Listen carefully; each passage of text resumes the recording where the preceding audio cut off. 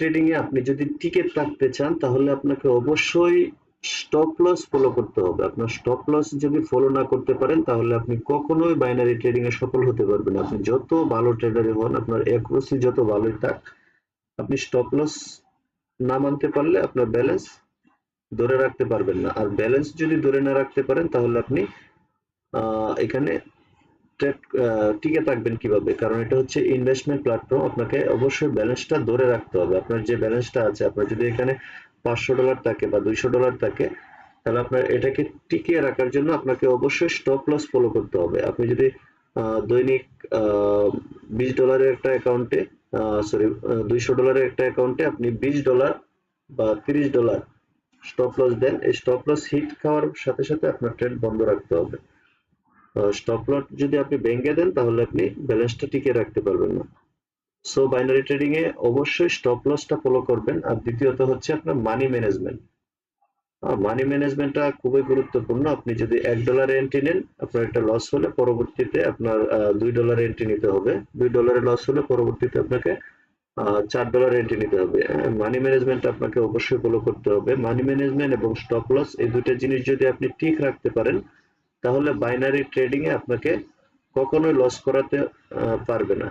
হ্যাঁ, কখনোই আপনি লুজার হবেন না। কারণ হচ্ছে সপ্তাহে আপনি একদিন বা 2 দিন আপনার স্টপ লস হিট খাবে।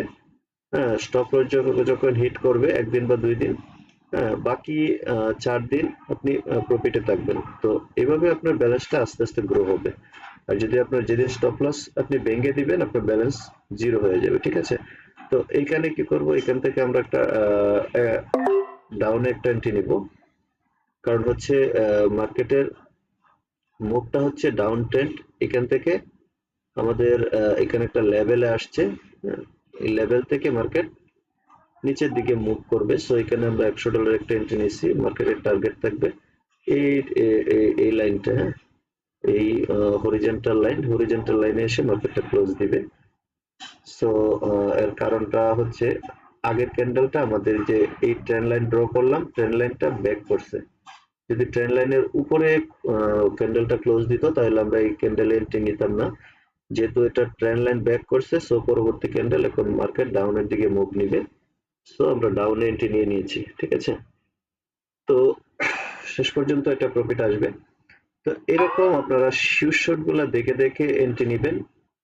প্রতিদিন যদি আপনি 3টা এন্ট্রি নেন, 3টা এন্ট্রি থেকে শিওর শটে 3টা এন্ট্রি নিলে 3টাতে আপনার 2টা প্রফিট হবে, বা কোনোদিন 3টায় প্রফিট হবে। অথবা যেদিন মার্কেট খারাপ থাকবে ওই দিন আপনার স্টপ লস হিট করবে। তবে স্টপ লস হিট করলে আপনাকে অবশ্যই মার্কেট থেকে বের হয়ে যেতে হবে। ঠিক আছে? তো অবশ্যই আপনারা বাইনারিতে ট্রেড করলে আপনারা স্টপ লস এবং মানি ম্যানেজমেন্ট এই দুইটা জিনিস ভালোভাবে ফলো করবেন। ঠিক আছে?